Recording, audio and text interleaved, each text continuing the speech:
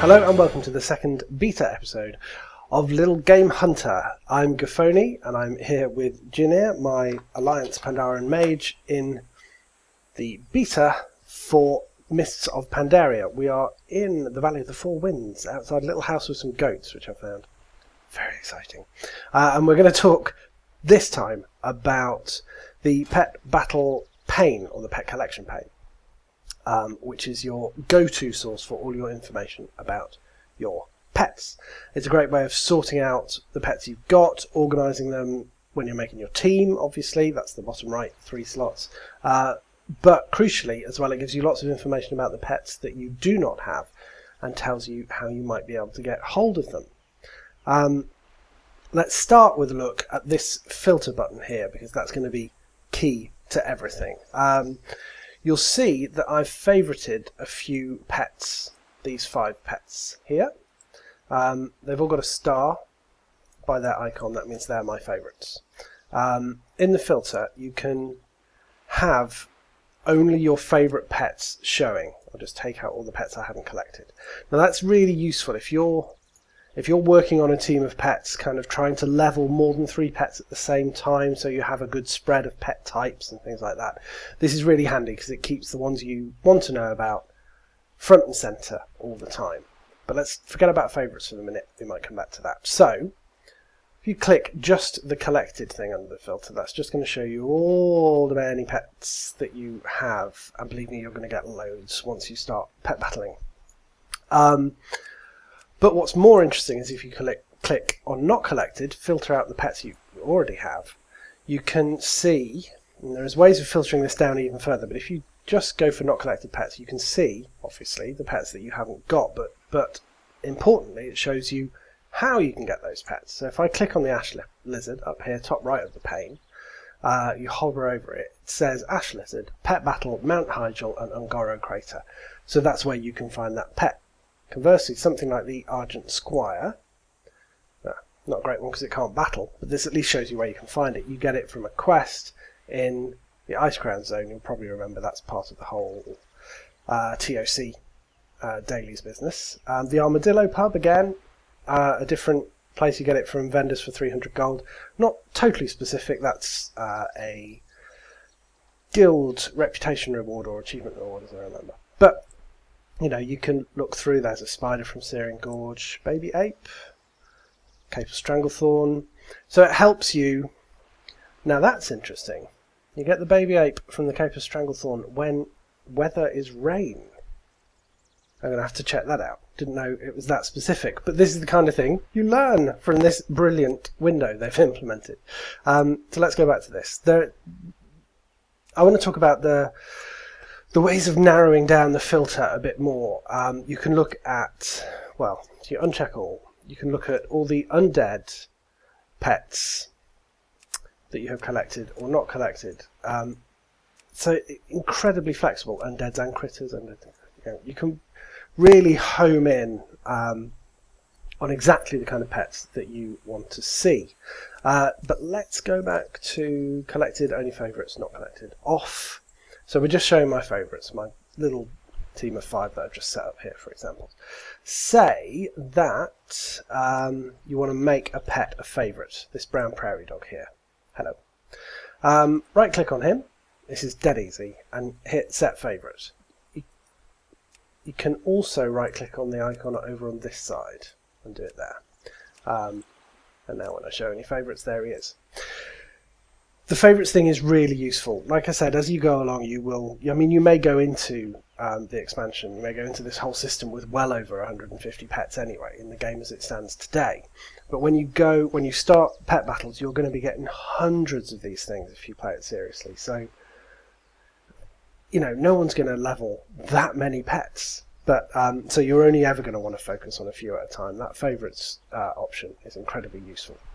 Now, let's go back to talking about not collected pets and the sources bit of this filter. If I uncheck all, So there are various sources for pets, as you probably know. You get some through questing, you buy some from vendors, some are a rare drop from out in the world, some are made by, say, engineers, things like that. And now, with this system, a lot of them...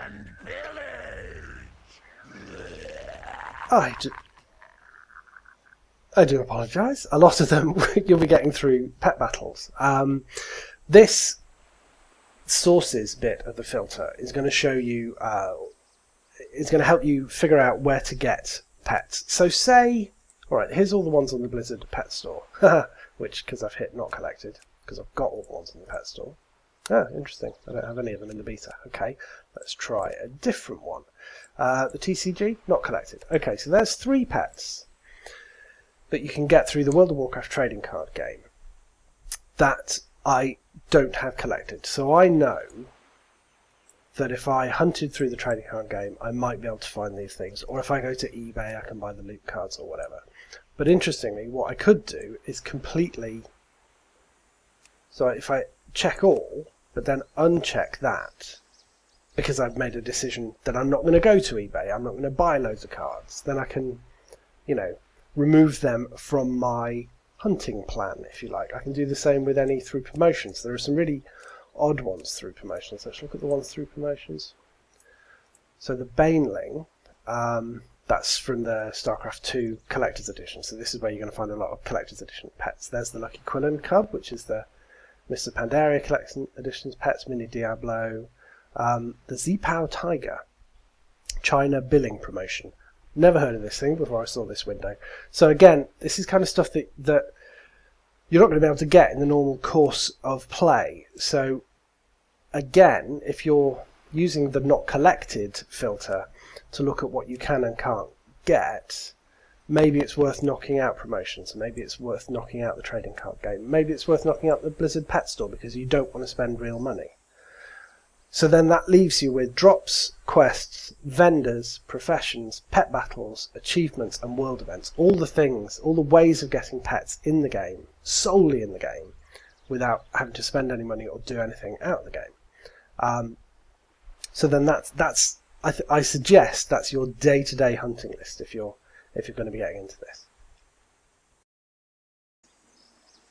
Okay, a couple of other things I wanted to look at. Quality of life stuff. We talked about right-clicking and favoriting.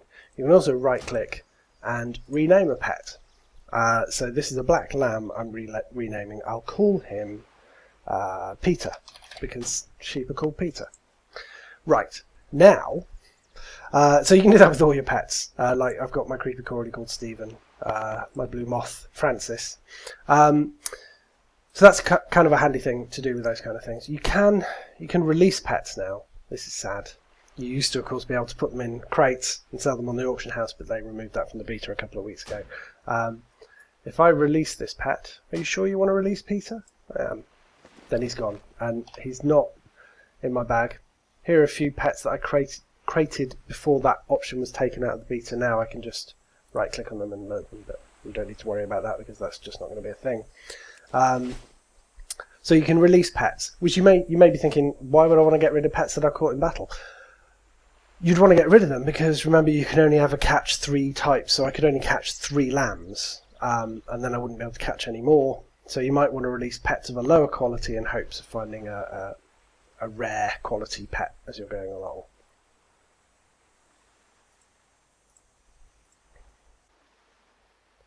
Okay. One last great kind of management tip for this window is this search box, top left. If I want to look for all the moths I've got, I just type moth, and this is showing me because the filter is set to collected and not collected. This is important. It's slightly buggy at the moment, I think. I'll just explain something in a moment. So this shows all the moths I've got, they're coloured, and all the moths I haven't, they're greyed out. Francis is showing up, despite his name not being Blue Moth anymore. He's kind of got a sub-name, I suppose, of Blue Moth, so it's searching for that. I think if I type Francis, yeah, if I type Francis, he comes up too. The weird thing I was talking about is if I select only favourites and then do a search on moth, I get all the moths. Well, weirdly, I don't get the other moths I've got, but I get all my favourites and all the moths I haven't got. It's a bit buggy, and it does some really weird things if you start clicking too many things out here, which I'm imagining. This is already slicker than it was a couple of weeks ago, so I'm imagining they're going to be. taking off a few of the rough edges. But that's the search function, very handy. I think I've basically covered all the primary things about this. Oh, except the summon button, which is how you bring pets into the world to join you. There's my black rat. And dismiss. That's hidden down there, bottom left. Not hidden. You can also right click, and off that menu you can summon them into the world. I'm interrupted again. I do apologise. Alright, one last thing I want to show you. I'm going to have to go back to the old world to do that. So I'll set Jynir teleporting to Stormwind, and I'll see you there in just one moment. Okay, we're outside Stormwind now, and I've got a brown prairie dog, level 1, selected as my primary pet, and I'm going to battle this level 1 rabbit. I will learn as we go along not to say anything. They've updated that graphic slightly. Excuse my email. I will learn as we go along not to say anything over that big ka-chunk that starts battles. Anyway, let's beat the crap out of this poor rabbit. I've got a horrible feeling my prairie dog might die first.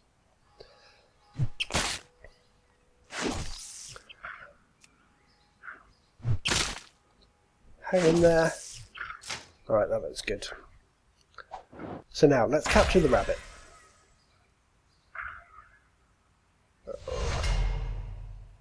Still slightly buggy. That shiny effect has gone. Oh, there's a bit of it. Okay, so let's find the rabbit I just caught. It was rare. That's quite good. Now let's rename this rabbit Petula, because rabbits are called Petula. So that's Jynir and Petula. Let us just fly over the wall into Stormwind and log out. Oh, this is buggy today. Now, I'm going to create a brand new character. Oh no, I'm not doing it that way. Make a brand new level 85 so I don't get the introduction movie. Let's make it a troll, mage, customize but not bother. Call him Little Game Hunter. Finish.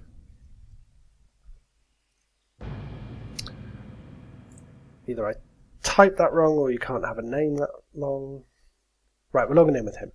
And this is just to show you something about the pets. We all know that the pets in Pandaria are shared account-wide.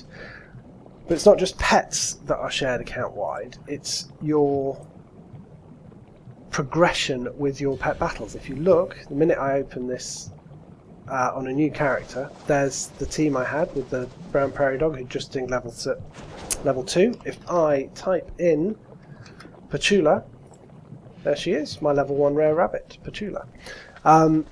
So, let me just kind of get away a bit quieter.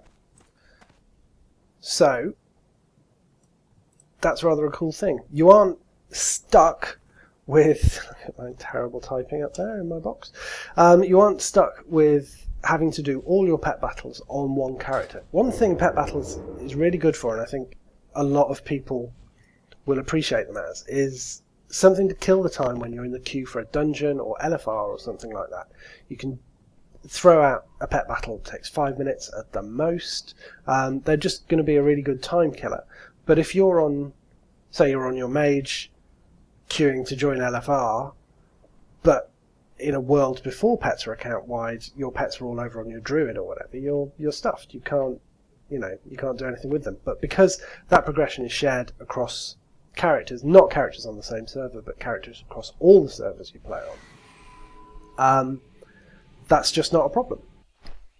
Okay, so I hope that's given you a really good kind of idea of how useful this this pet window is, and how much you're going to be coming back to it again and again and again as you battle your pets through the next expansion. I hope you've enjoyed the show once again.